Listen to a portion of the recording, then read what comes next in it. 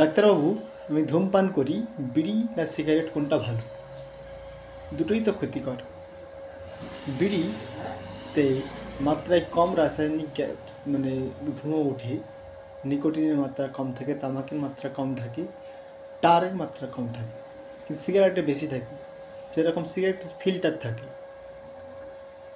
এখন দেখা যাচ্ছে যে গ্রাম অঞ্চলে মানুষের বিড়ি খাওয়ার ফলেও বিড়ি খাওয়ার পরেও তাদের ব্রঙ্কাইটিস, নিউমোনিয়া এবং হার্টের সমস্যা, ক্যান্সার খুব কম দেখা যায়।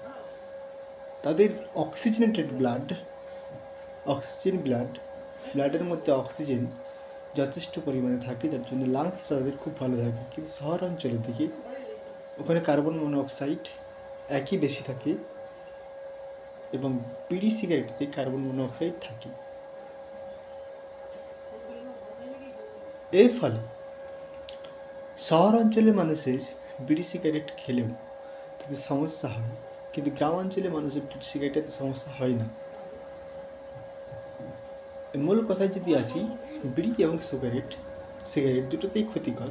সিগারেটে কম নিকোটিনের মাত্রা থাকায় এটি বিড়ির তুলনায় কম ক্ষতিকর, কিন্তু ফিল্টার সিগারেটে থাকার জন্য একটি পজিটিভ দিক থাকে। এবার মূল কথায় যদি আসা যায়, বিড়ি আর সিগারেটের মধ্যে